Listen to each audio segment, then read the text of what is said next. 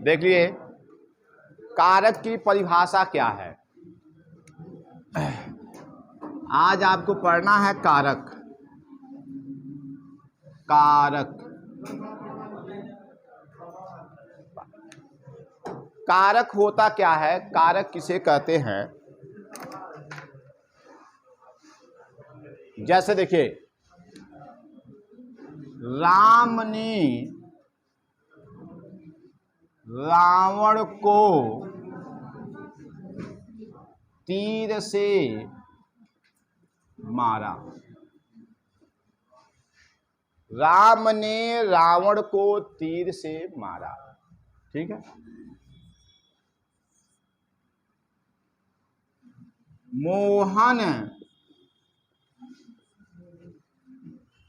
मोहन चाकू से सब्जी काटता है। मोहन चाकू से सब्जी काटता है। वह साइकिल से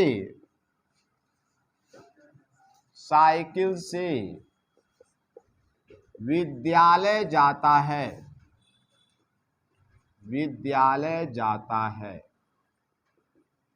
वह साइकिल से विद्यालय जाता है।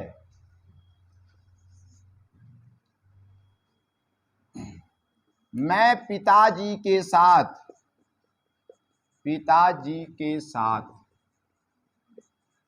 बाजार जाता हूँ।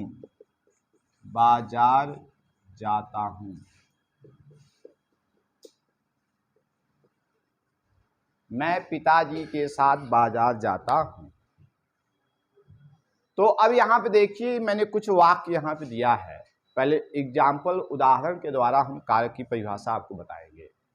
जैसे रटने वाली बात नहीं, उदाहरण देख लीजिए। यहाँ देख रहे हैं राम ने रावण को तीर से मारा। तो ये आपका संज्ञा है, यानी कर्ता है। ये कर्म है, ये आपका करण है, एक साधन है। अब कैसे कर्ता कर्म क्या है उससे अभी कोई मतलब नहीं है। बस आपको ये जानना है कि ये सभी क्या है, संज्ञा है। आ जाइए, ये सभी क्या है, संज्ञा है। तो कारक की परिभाषा क्या होती है, कारक किसे कहते हैं, ध्यान सुनिएगा। कारक होता क्या है। संज्ञा अथवा सर्वनाम का वाक्य के अन्य पदों से जो संबंध प्रकट होता है उसे कारक कहते हैं। संज्ञा अथवा सर्वनाम का वाक्य के अन्य पदों से जो संबंध प्रकट होता है उसे कारक कहते हैं। और जिस चिन्ह से संबंध प्रकट होता है उसे कारक चिन्ह कहते हैं। जिस चिन्ह से संबंध प्रकट होता है उसे कारक चिन्ह कहते हैं। आप देख रहे हैं यहाँ पे कि राम संज्ञा है, रावण संज्ञा है, तीर संज्ञा है। ये सभी क्या है, संज्ञा। यहाँ पे आपको ये नहीं पता है कि करण क्या है, कर्ता क्या है, ये कुछ नहीं पता है, लेकिन इतना पता है कि संज्ञा क्या है। तो ये सभी क्या है, संज्ञा। इनका संबंध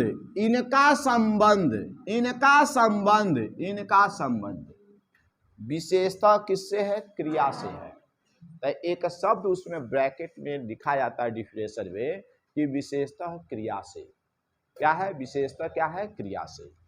तो संज्ञा अथवा सर्वनाम, यहाँ पे सर्वनाम नहीं है, अभी सर्वनाम का एग्जाम्पल आपको देंगे। संज्ञा अथवा सर्वनाम का वाक्य के अन्य पदों से यानी मुख्य रूप से क्रिया से जो संबंध प्रकट होता है उसे कारक कहते हैं और उस चिन्ह को कारक चिन्ह कहते हैं। राम ने मारा, तो यहाँ पे ने का संबंध जो है मारने से है। राम ने मारा, तो राम ने का संबंध किससे है, मारने से है।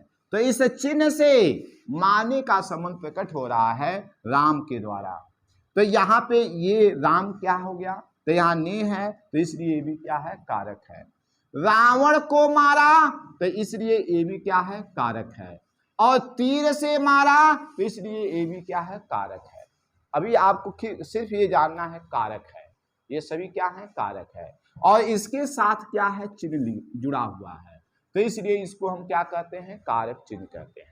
तो संज्ञा अथवा सर्वनाम का वाक्य के अन्य पदों से विशेषतः क्रिया से जो संबंध प्रकट होता है उसे कारक कहते हैं। अब देखिए, मोहन चाकू से सब्जी काटता है, यहां देख रहे हैं चाकू से काटता है, तो से ये चाकू और काटने के बीच का संबंध प्रकट कर रहा है। ठीक है, साइकिल से विद्यालय जाता है, तो ये साइकिल से ये क्या है, संबंध प्रकट कर रहा है जाने के लिए। यहां देख रहे हैं मैं पिताजी के साथ बाजार जाता हूं, के साथ ये आपका चिन्ह है जो इसके साथ जुड़ा हुआ है, तो इसलिए क्या है, कारक है। तो संज्ञा अथवा सर्वनाम का वाक्य के अन्य पदों से जो संबंध प्रकट होता है उसे कारक कहते हैं, और जिस चिन्ह से संबंध प्रकट होता है उसे कारक चिन्ह कहते हैं। लिख लीजिए परिभाषा। संज्ञा अथवा सर्वनाम का, संज्ञा अथवा सर्वनाम का वाक्य के अन्य पदों से, वाक्य के अन्य पदों से जो संबंध प्रकट होता है उसे कारक कहते हैं। संज्ञा अथवा सर्वनाम का वाक्य के अन्य पदों से जो संबंध प्रकट होता है उसे कारक कहते हैं, और उस चिन्ह को कारक चिन्ह कहते हैं, और उस चिन्ह को कारक चिन्ह कहते हैं।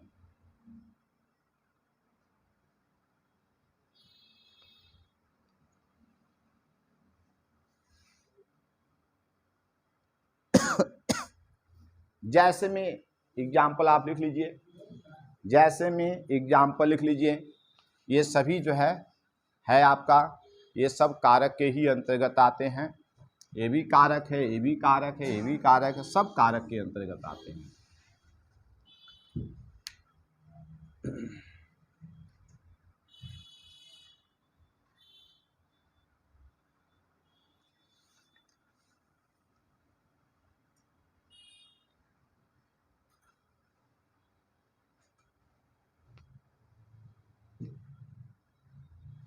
अब आते हैं, ये हो गया आपका। अब आते हैं कारक के भेद, कारक के भेद।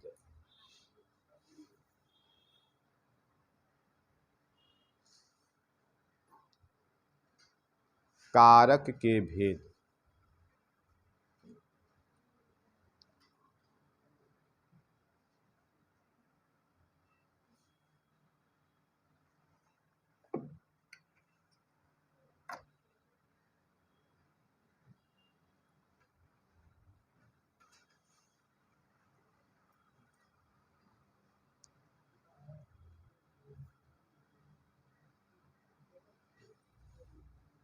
अब देखिएगा यहाँ पे कारक के कितने भेद होते हैं, ये क्वेश्चन एग्जाम में आते हैं। अब कैसे क्वेश्चन पूछेगा देख लीजिए।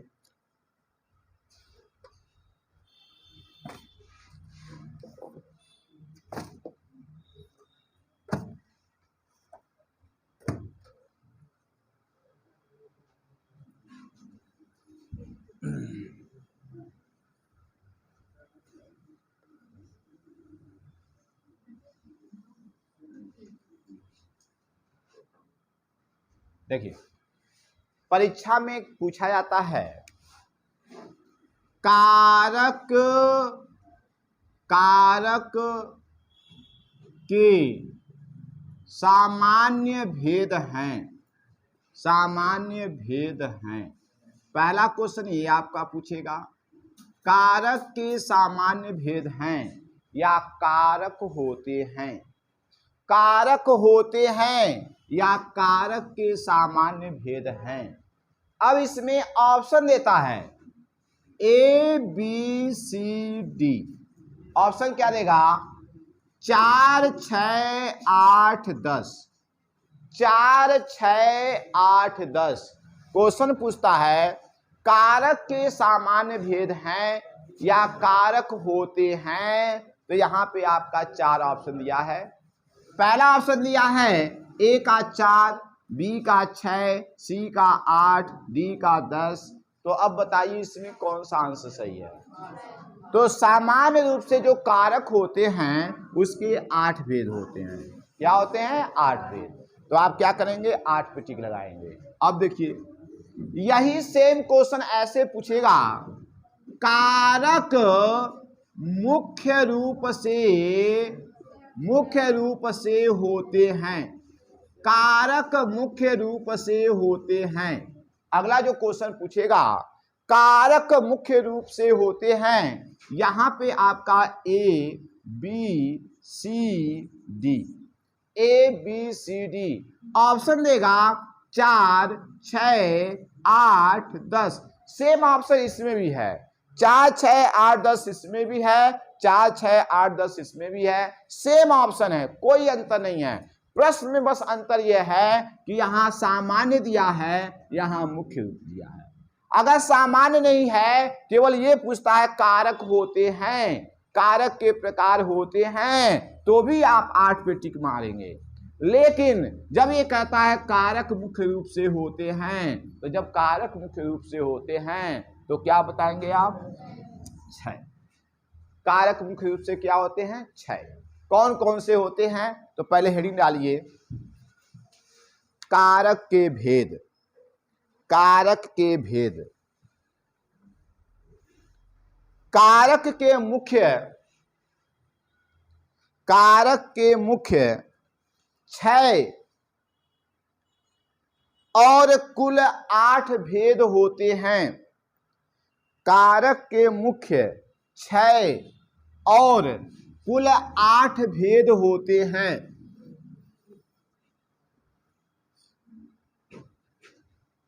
कुल 8 भेद होते हैं। देख लीजिएगा कौन कौन से हैं।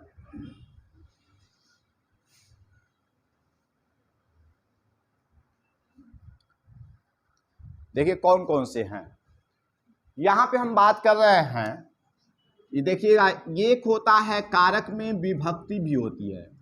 तो कारक यहां लिस्ट बनाइए, यहां पे लिखिएगा विभक्ति, ठीक, और यहां पे आप लिखेंगे कारक चिन्ह। कारक चिन्ह, ठीक। अब क्वेश्चन ये बनता है कि विभक्ति कितने होते हैं। तो विभक्ति कितने होते हैं? 8 होते हैं। विभक्ति होते हैं 8। अब कहेगा मुख्य रूप से विभक्ति कितने होते हैं? तो मुख्य रूप से 6। जब कारक मुख्य रूप से 6 तो विभक्ति भी 6। कारक जो है सामान्य रूप से 8 तो विभक्ति भी 8। अब कौन कौन सी विभक्ति होती है देख लीजिए। प्रथमा, द्वितीया, तृतीया, चतुर्थी, पंचमी, षष्ठी, सप्तमी और अष्टमी। ये मुख्य रूप से जो कारक होते हैं 6, सामान्य रूप से 8, विभक्ति भी मुख्य रूप से 6 और सामान्य रूप से 8। तो विभक्ति होती है 8। देखिए कौन कौन से, देख लीजिए।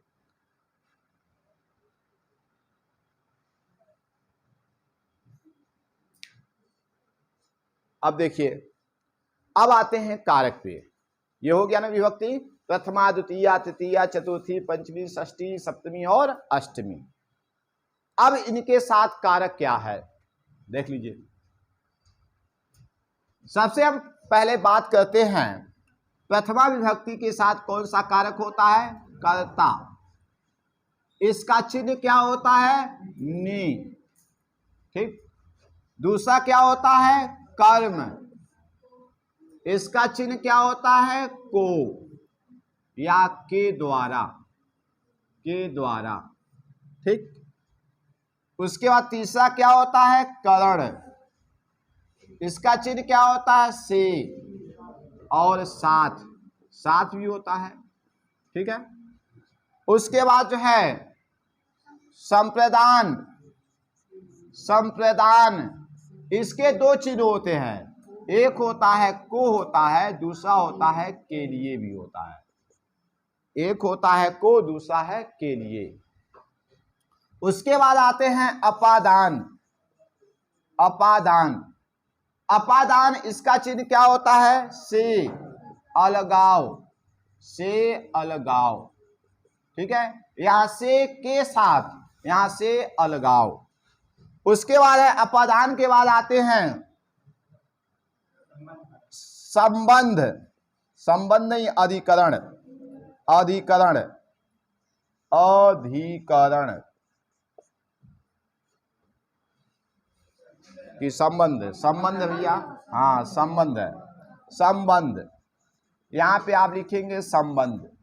संबंध का क्या होता है, का के की, का के की, रा रे री, रा रे री और ना ने नी, ना ने नी, ठीक है, रा रे री ना ने नी।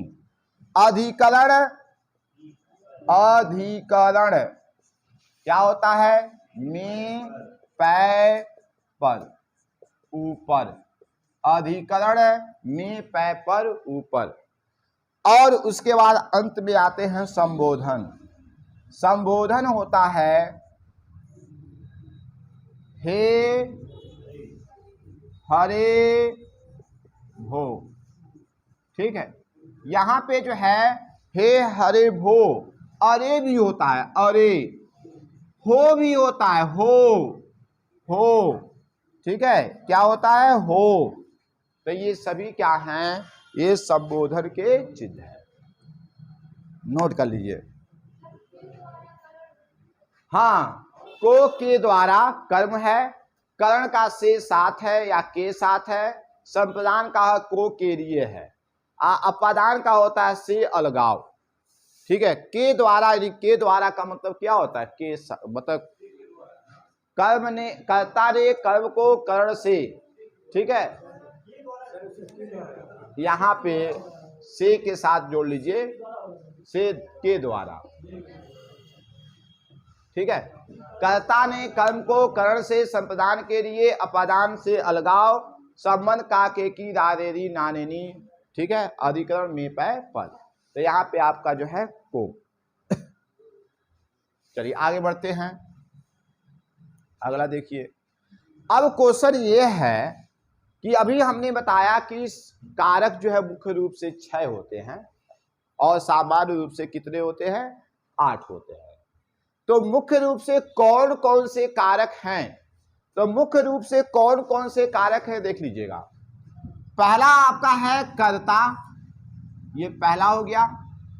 दूसरा आपका कर्म,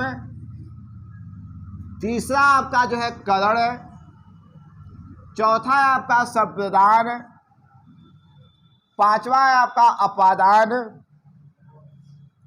और 6 आपका क्या है, अधिकरण। 6 क्या है, अधिकरण। ये मुख्य रूप से 6 यही होते हैं, ठीक है। कर्ता, कर्म, करण, संप्रदान, अपादान, अधिकरण। अब क्वेश्चन ये बनता है कि अगर संबंध और संबोधन है तो ये संबंध और संबोधन की उत्पत्ति किससे हुई है, ये कहां से निकले हुए हैं। तो संबंध की जो उत्पत्ति होती है ये संप्रदान से होती है। किससे होती है, संप्रदान से। यानी संबंध की उत्पत्ति जो है संप्रदान कारक से है और संबोधन की उत्पत्ति किस कारक से है, कर्ता कारक से है। संबोधन की उत्पत्ति किस कारक से है, कर्ता कारक से है। यानी अधिकरण, संबंध की उत्पत्ति जो है संप्रदान कारक से है, संबोधन की उत्पत्ति क्या है, कर्ता कारक से। तो इस प्रकार ये जो मुख्य रूप से 6 और सामान्य रूप से क्या होते हैं, 8 होते हैं। तो वहां पे नीचे नोट लिख लीजिए, उसके ठीक नीचे नोट लिख लीजिए, नोट संबंध कारक, संबंध कारक संप्रदान कारक से संबंध कारक संप्रदान कारक से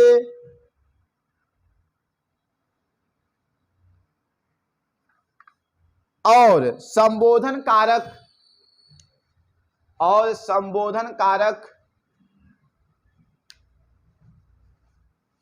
कर्ता कारक से निकला है। इस तरह से कारक के मुख्य 6 भेद होते हैं।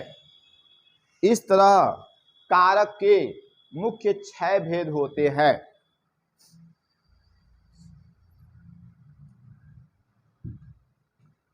अब देखिए, अगर आप ये चार्ट जो यहां पे लिखा गया है, अगर आप इसको बढ़िया से पढ़ लेते हैं तो यहीं से आपको 2 नंबर मिल जाता है।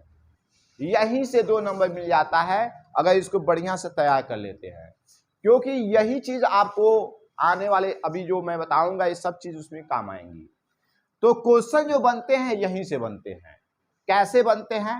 कुछ क्वेश्चन, 1-2 क्वेश्चन मैं प्रैक्टिस करवाता हूं, देख लीजिए। पहला क्वेश्चन आपका ये बनता है कि द्वितीय विभक्ति को कौन सा कारक कहते हैं? द्वितीय विभक्ति को कौन सा कारक कहते हैं? तो क्या कहेंगे? कर्म कारक। ठीक है। अब देखिए, पंचमी विभक्ति को कौन सा कारक कहते हैं? तो क्या कहेंगे? अपादान कारक कहते हैं। ये हो गया। अगला क्वेश्चन ये बोलेगा कि करण कारक का चिन्ह क्या होता है? से के द्वारा होता है। करण कारक का चिन्ह क्या होता है? से के द्वारा होता है। संप्रदान कारक का चिन्ह क्या होता है? को के लिए होता है। संप्रदान कारक का चिन्ह क्या होता है? को के लिए होता है। तो यहीं से आपके कई क्वेश्चन तैयार हो जाएंगे। पहला क्वेश्चन आपका पूछेगा कारक कितने होते हैं? सामान्य रूप से कारक कितने होते हैं? मुख्य रूप से कारक कितने होते हैं? विभक्ति कितनी होती है? विभक्ति को कौन सा कारक कहते हैं? पंचमी को कौन सा कारक कहते हैं? करण कारक का चिन्ह क्या है? अधिकरण कारक का चिन्ह क्या है? संबोधन कारक का चिन्ह क्या है? यही से आपके 2 नंबर मिल जाएंगे। ठीक है। चलिए, अब आप हेडिंग डालिए, कर्ता कारक। कर्ता कारक।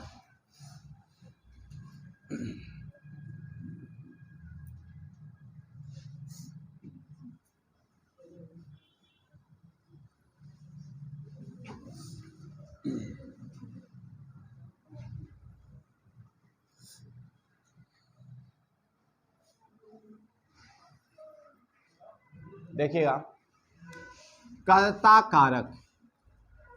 कर्ता कारक क्या है? यहां पे कर्ता कारक, इसका जो चिन्ह होता है वह क्या होता है? नी होता है। ठीक। अब क्या है इसकी परिभाषा सुन लीजिए। जिस कारक के साथ ने चिन्ह प्रत्यक्ष या परोक्ष रूप से होता है वहां कर्ता कारक माना जाता है। जिस कारक के साथ ने चिन्ह प्रत्यक्ष या परोक्ष रूप में होता है, प्रत्यक्ष या परोक्ष रूप में होता है, वहां कर्ता कारक माना जाता है। एक तो ये परिभाषा आप कह सकते हैं। दूसरी परिभाषा आप ये कह सकते हैं, कार्य जिसके द्वारा संपन्न होता है, कार्य जिसके द्वारा संपन्न होता है वहां कर्ता कारक माना जाता है। कार्य जिसके द्वारा संपन्न होता है वहां कर्ता कारक माना जाता है। या तो आप ये कह सकते हैं। और कैसे पहचानेंगे कि वहां पे कर्ता कारक है? तो इसके लिए कौन शब्द का प्रयोग करेंगे? कौन शब्द का प्रयोग करेंगे या किसी शब्द का प्रयोग करेंगे? ठीक है। तो इन शब्द का प्रयोग करके, ये प्रश्न सूचक शब्द है, कौन शब्द का प्रयोग करेंगे, किसे शब्द का प्रयोग करेंगे, तो जो आंसर मिलता है वही आपका क्या है? कर्ता कारक है। ठीक। तो लिख लीजिए, कर्ता कारक हेडिंग डाल करके, जिस कारक के साथ ने चिन्ह ने चिन्ह प्रत्यक्ष या परोक्ष रूप से, प्रत्यक्ष या परोक्ष रूप से, प्रत्यक्ष या परोक्ष रूप से होता है, होता है, वहां कर्ता कारक माना जाता है, वहां कर्ता कारक माना जाता है, कर्ता कारक माना जाता है, वहां कर्ता कारक माना जाता है। ठीक है, या करके लिख दीजिए दूसरी परिभाषा। कार्य जिसके द्वारा संपन्न होता है, कार्य जिसके द्वारा संपन्न होता है, कार्य जिसके द्वारा संपन्न होता है, वहां वहां कर्ता कारक माना जाता है। कार्य जिसके द्वारा संपन्न होता है वहां कर्ता कारक माना जाता है, वहां कर्ता कारक माना जाता है। वाक्य में नीचे, वाक्य में प्रश्न सूचक शब्द, प्रश्न सूचक शब्द कौन या किसने, कौन या किसने का प्रयोग करने से, का प्रयोग करने से जो उत्तर मिलता है, जो उत्तर मिलता है, कौन या किसने शब्द का प्रयोग करने से जो उत्तर मिलता है वहां वहां कर्ता कारक माना जाता है, वहां कर्ता कारक होता है, वहां कर्ता कारक होता है।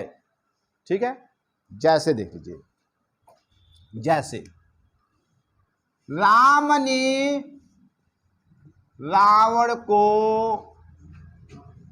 तीर से मारा, राम ने रावण को तीर से मारा।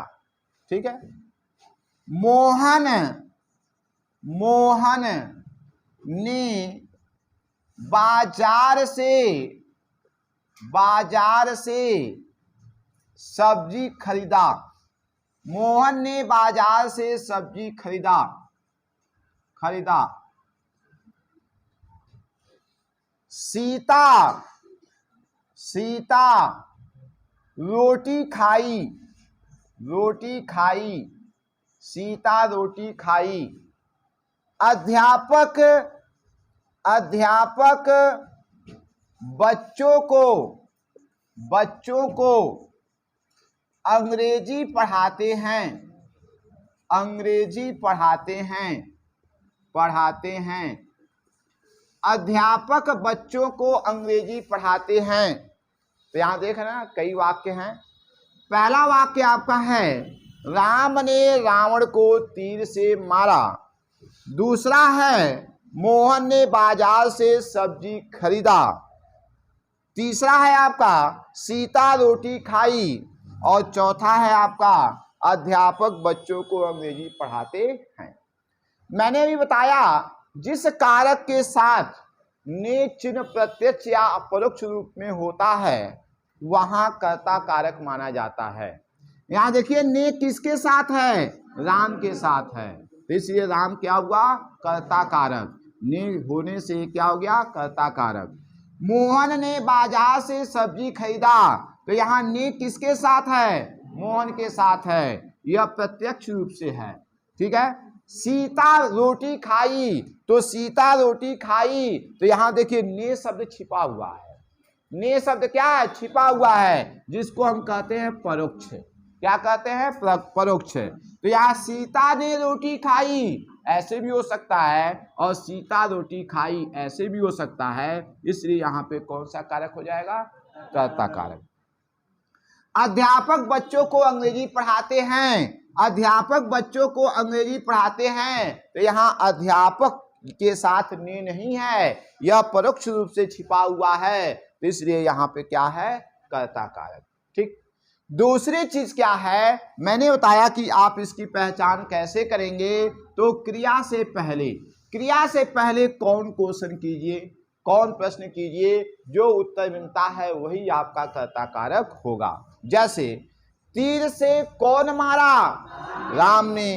तीर से किसने मारा, राम ने।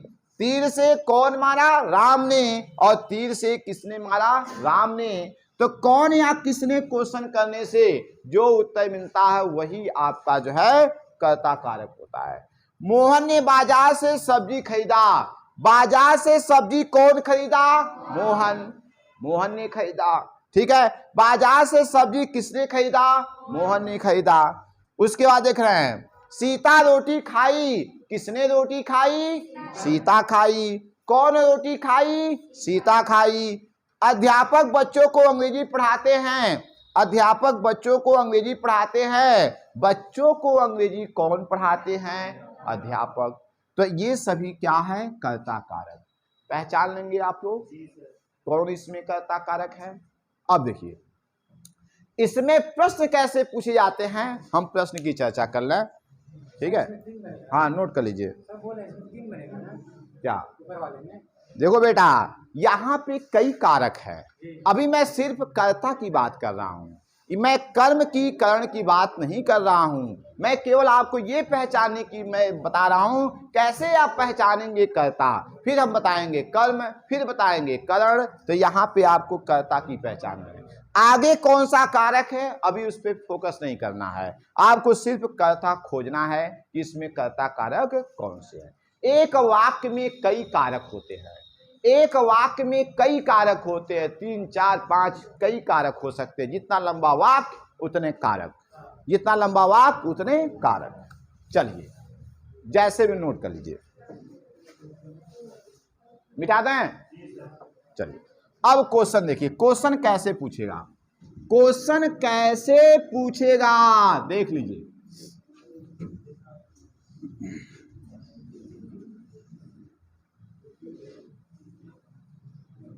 देखिए क्वेश्चन कैसे पूछेगा। पहला क्वेश्चन आपका ये पूछेगा, श्याम ने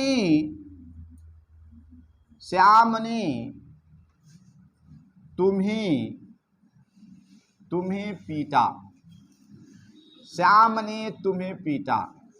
अब किसको पीटा आप लोग समझ गए होंगे, श्याम ने तुम्हें पीटा। तो यहां पे जो है दिया हुआ है। अब इसमें क्वेश्चन पूछेगा कि श्याम ने, अंडरलाइन करेगा, जो पूछना उसको अंडरलाइन कर सकता है। या तो दो तरीके से क्वेश्चन आएगा, या तो अंडरलाइन करेगा, या तो कहेगा इसमें कौन सा कारक है।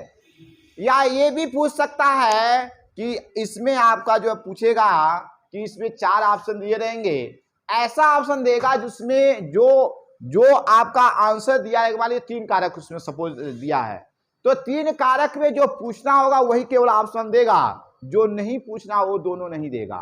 तो बच्चे कहेंगे सर जी एक ही प्रश्न में 3 कारक है, अंडरलाइन नहीं दिया रहेगा, तो हम उसका उत्तर कैसे बताएंगे। तो उसका उत्तर ऐसे बताना है, कारक आपके होते हैं 8। अगर उसमें 2 कारक है तो 2 कारक में वही कारक आपसे पूछेगा जो उसमें ऑप्शन दिया रहेगा, ठीक है। अब देखिए श्याम ने तुम्हें पीटा, तो इसमें ऑप्शन देगा ABCD। ABCD ऑप्शन है यहाँ पे, कर्ता, कर्म, करण, उसके बाद संप्रदान। आपको बताना इसमें कौन सा कारक है, आपको बताना इसमें कौन सा कारक है। कर्ता, कर्म, करण, संप्रदान। तो आप क्या बताएंगे, तो आप बताएंगे इसमें कर्ता। क्या बताएंगे, कर्ता। दूसरी चीज इसमें यह भी पूछ सकता है, अंडरलाइन नहीं देगा, कैसे पूछ सकता, देखिए मोहन बाजार गया, मोहन बाजार गया। अब ऑप्शन इसमें देगा, क्या देगा देख लीजिए। पहला ऑप्शन देगा कि इसमें संप्रदान कारक है, संप्रदान कारक है, संप्रदान कारक है। दूसरा आपका जो है इसमें आपका संबंध कारक है, संबंध कारक है। तीसरा इसमें कर्ता कारक है, कर्ता कारक है। चौथा इसमें आपका जो है अधिकरण कारक है, अधिकरण कारक है, अधिकरण कारक है। अब आपको यहाँ पे 4 ऑप्शन देगा, तो ऑप्शन आपका वही देगा जो उसमें दिया है, ठीक है, जो नहीं है वो नहीं देगा। तो अब बताइए, यहाँ पे मोहन बाजार गया, मोहन बाजार गया, इसमें आपको बताना है, 4 ऑप्शन दिया है, कौन सा ऑप्शन आप बताएंगे। इसमें कोई अंडरलाइन नहीं है, यहाँ पे कोई अंडरलाइन नहीं है, आपको बताना इसमें कौन सा कारक है। तो क्या बताएंगे, कर्ता, कर्ता कारक बताएंगे।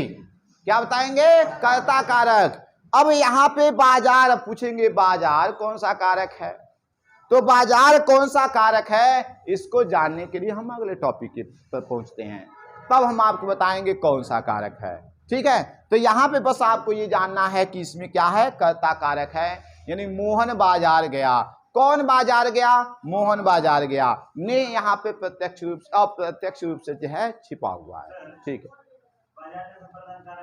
हाँ हाँ, कैसे जान गए कि संप्रदान कारक है। अरे कैसे आप पहचान लिए बाजार को गया, को लग जाने से कहेंगे आप संप्रदान कारक है।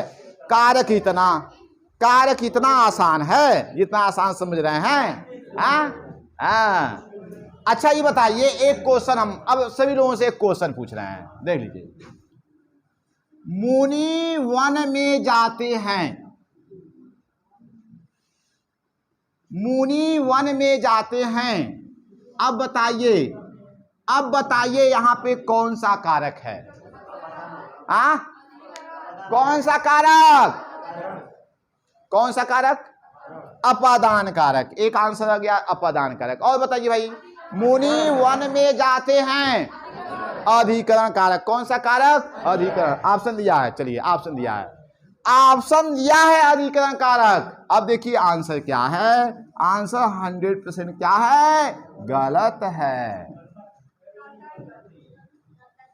अरे भैया हमने कहा मुनि वन में जाते हैं, मुनि वन में जाते हैं, यहाँ 2 कारक हैं, लेकिन आपको बताना है कौन सा कारक है।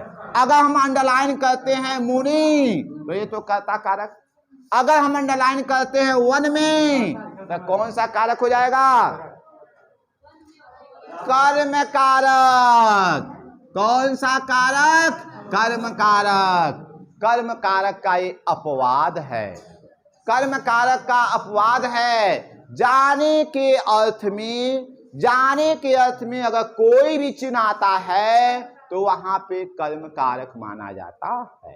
तो इसलिए 1 बाय 1 स्टेप चलिए, ठीक है। सारे प्रश्नों का जब हो जाएगा, सारा टॉपिक हम बता देंगे, तब उसके बाद क्वेश्चन का भंडार जो भी आपके पास रहेगा आप हमसे पूछते रहिएगा, ठीक है। चलिए हेडिंग डालिए, अगला लिखिए कर्म कारक। हेडिंग कर्म कारक, मिटाना इसको।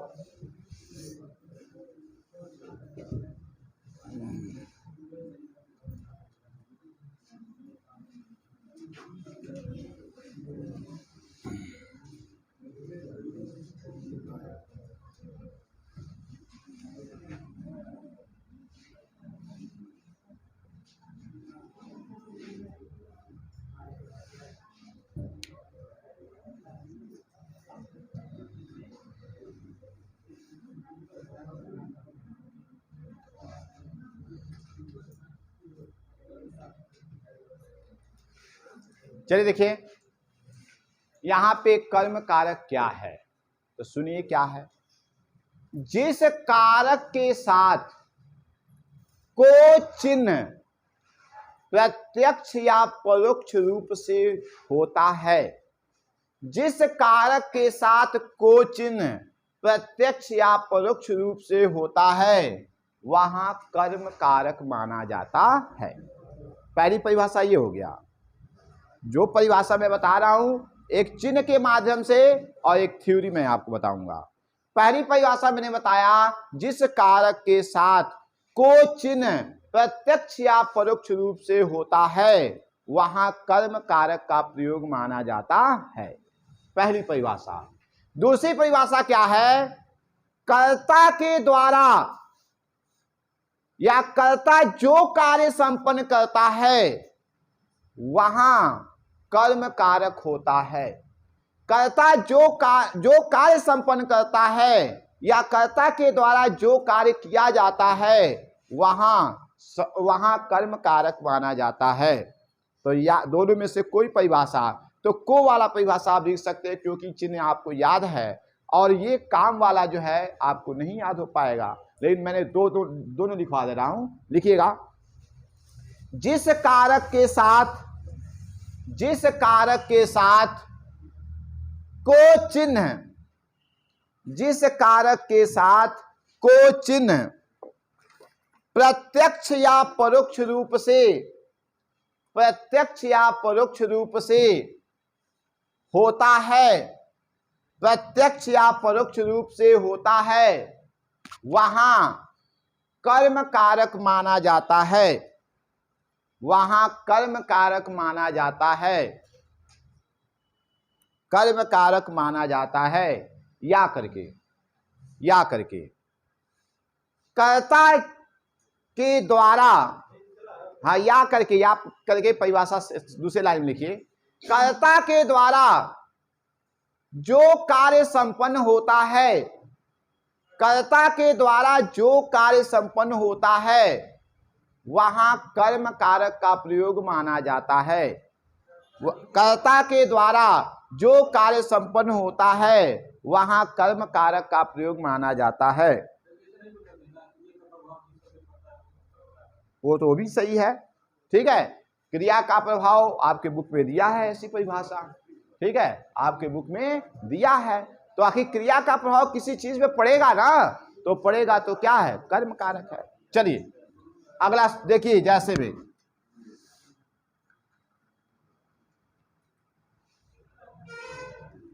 अगला देखिए क्या है एग्जाम्पल। जैसे उसने बच्चों को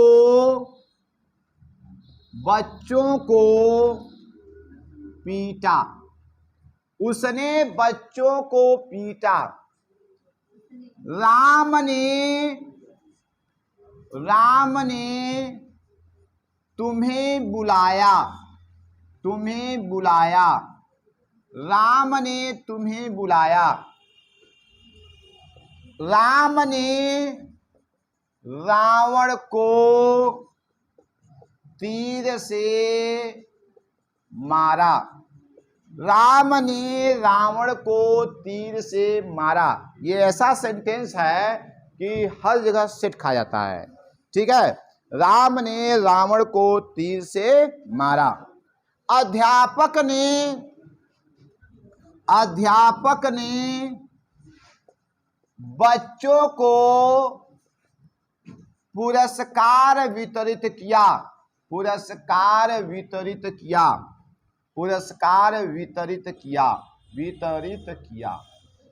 ठीक है।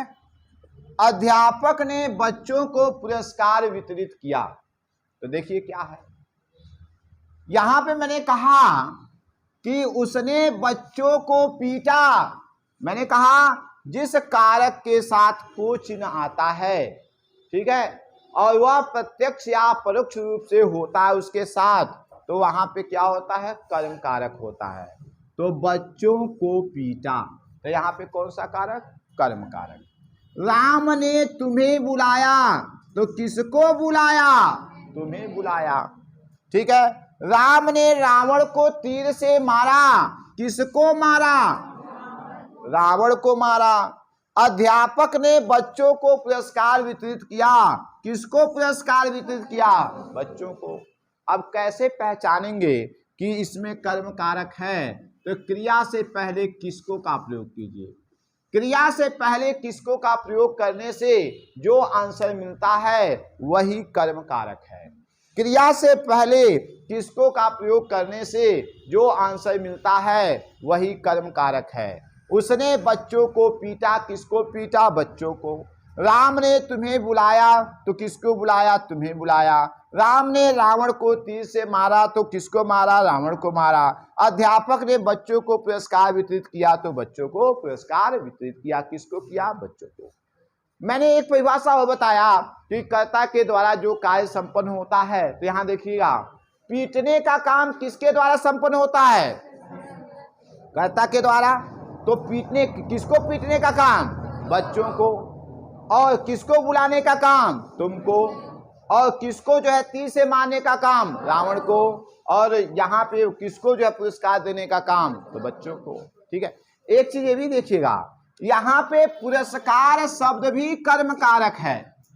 पुरस्कार शब्द भी क्या है? कर्म कारक है। तो यहाँ पे कर्म कारक दो हैं। पहला है बच्चों को भी है और दूसरा है पुरस्कार को, पुरस्कार भी है। दो चीज यहाँ पे कर्म कारक है।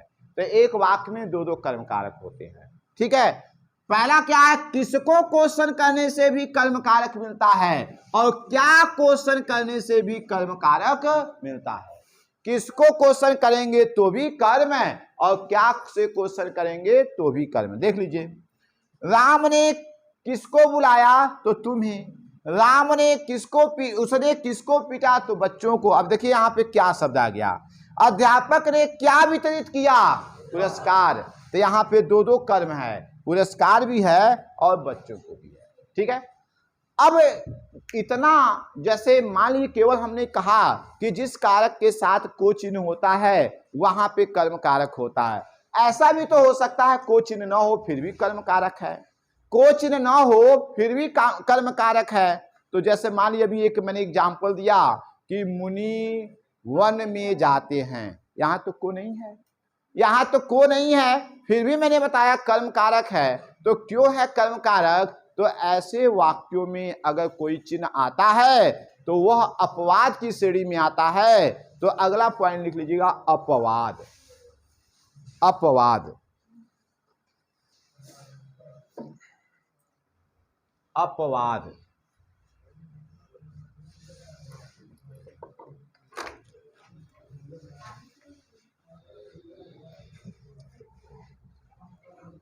हाँ लिखिएगा अपवाद में,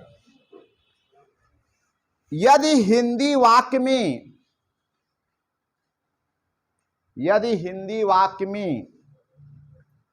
निम्नलिखित शब्दों में से कोई शब्द रहे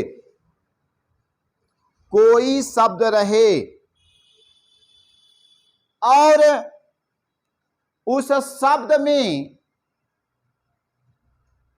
कोई शब्द रहे तो उस शब्द में, और नहीं उस शब्द में लिख दीजिए, तो उस शब्द में कर्म कारक का ही प्रयोग माना जाएगा। कर्म कारक का ही प्रयोग माना जाएगा। कर्म कारक का ही प्रयोग माना जाएगा।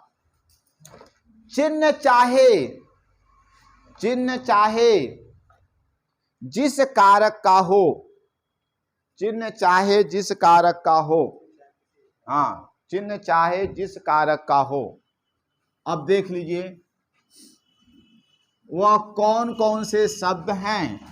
अगर वो आ जाता है और उसके साथ कोई भी चिन्ह आता है फिर भी वहां पे हम क्या मानते हैं? कर्म कारक ही मानते हैं। जैसे देख लीजिए यहां पे दूह ये संस्कृत है, इसका हिंदी होता है दूहना। दूह का होता है दूहना। सेकंड, याच का होता है मांगना। याच का होता है मांगना।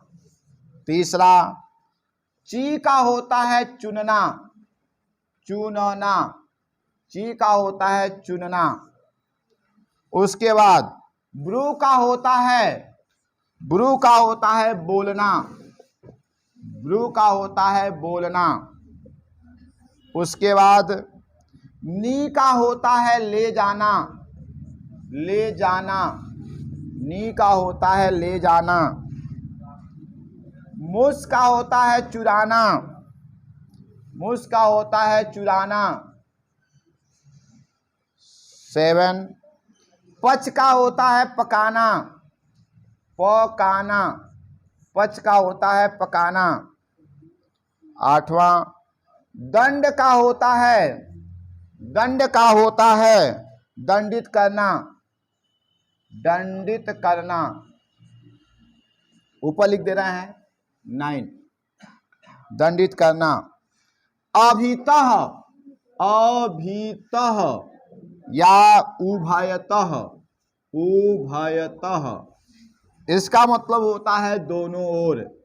क्या होता है? दोनों ओर, दोनों ओर। अगला आपका है गत्यार्थक, गत्यार्थक जो अभी बताया गया था, गत्यार्थक यानी जाने के अर्थ में, जाने के अर्थ में। ठीक है, इनके साथ, इन शब्दों के साथ कोई भी चिन्ह हो तो हमेशा क्या होता है? कर्म कारक ही होता है। जैसे देख लीजिए एक एग्जाम्पल, वह गाय से दूध दूहता है, दूहता है। वह गाय से दूध दूहता है। यहां देख रहे हैं, दूह मतलब दूहना, संस्कृत नहीं है, दूहता है यानी गाय से। वह गाय से दूध दूहता है, तो यहाँ पे कौन सा कारक हो जाएगा? कर्म कारक। ठीक है। ब्राह्मण राजा से धन मांगता है, ब्राह्मण, ब्राह्मण राजा से, राजा से धन मांगता है, ब्राह्मण राजा से धन मांगता है। तो यहाँ राजा से, यहाँ मांगना शब्द आ गया, मांगना शब्द आ गया, तो यहाँ पे कौन सा कारक हो जाएगा? कर्म कारक। आगे देखिए, बालक पौधों से फूल चुनता है, बालक, बालक पौधे से फूल चुनता है, चुनता है। बालक पौधे से फूल चुनता है, पौधों से चुनना शब्द आ गया। ठीक है, चुनना शब्द आ गया, तो ये आपका क्या हो जाएगा? कर्म कारक है। ठीक है, आगे देखिए, माँ रसोई में खाना पकाती हैं, माँ रसोई में, रसोई में खाना पकाती हैं, खाना पकाती हैं। माँ रसोई में खाना पकाती हैं, रसोई में पकाना शब्द आ गया, तो यहाँ पे क्या हो जाएगा? कर्म कारक हो गया। क्या हो गया? कर्म कारक हो गया। आगे देखिए, मुनि वन में जाते हैं, मुनि वन में जाते हैं, मुनि, मुनि वन में जाते हैं, वन में जाते हैं, मुनि वन में जाते हैं। में शब्द आ गया, जाने के अर्थ में आ गया, तो कौन सा कारक हो जाएगा? कर्म कारक हो जाएगा। लड़का दुकान से सामान चुराता है, लड़का, लड़का दुकान से, दुकान से सामान चुराता है, सामान चुराता है, चुराता है। तो यहाँ पे चुराना शब्द आ गया, तो इसलिए क्या हो गया? दुकान से कर्म कारक हो गया। क्या हो गया? कर्म कारक हो गया।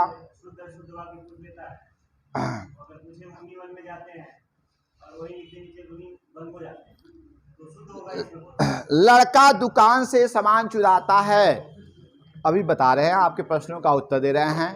गांव के चारों ओर वृक्ष है, गांव के चारों ओर वृक्ष हैं, गांव के चारों ओर, चारों ओर, ओर वृक्ष हैं, गांव के चारों ओर वृक्ष हैं। यहाँ पे आप देखिए अगला पॉइंट, गांव के चारों ओर वृक्ष हैं। शहर के दोनों ओर नदी बहती है, शहर के दोनों ओर, दोनों ओर नदी बहती है, नदी बहती है, बहती। ठीक है, नदी बहती है। तो अब आप देख रहे हैं कि यहाँ पे आ गया दोनों ओर, तो इसलिए क्या है? कर्म कारक है। चारों ओर कर्म कारक है, दुकान से कर्म कारक है, वन में कर्म कारक है, रसोई में कर्म कारक है, पौधों से कर्म कारक है, राजा से कर्म कारक है। क्यों है? क्योंकि इसके साथ देख रहे हैं ये सब शब्द इसमें आए हुए हैं। ये सब क्या है? शब्द आए हुए हैं। ठीक है, तो ये सभी क्या है? कर्म कारक है। अब रही बात शुद्ध और अशुद्ध की, तो आप जो है यहाँ पे शुद्ध वाक्य भी लिख रहे हैं, अशुद्ध वाक्य भी लिख रहे हैं। ठीक है, हाँ। अगर मान लिया गया कि मुनि वन को जाते हैं, तो वन को जाते हैं तो को कहेंगे तो जाने के अर्थ में आ गया तो भी वही नियम है, जाने के अर्थ में आ गया तो भी वही नियम है। को लगाइए चाहे में लगाइए, लेकिन जाना शब्द है। मैंने एक चीज दिखाया है, इन शब्दों के साथ कोई भी चिन्ह आ जाए तो क्या हो जाएगा? कर्म कारक। बस इतना आप ध्यान दीजिए। चाहे आप शुद्ध वाक्य बनाइए, चाहे एग्जामिनर जो परीक्षा जो नियामक है अशुद्ध वाक्य दे, उसका कर्तव्य है परीक्षार्थी को घुमाना। ठीक है, और उस वाक्य के अनुसार आपको बताना है कौन सा कारक है। क्लियर हो गया ना? चलिए, तो ये आपका कर्म कारक आज के लिए इतना ही रहने दीजिए, शेष हम कल आपको बताएंगे।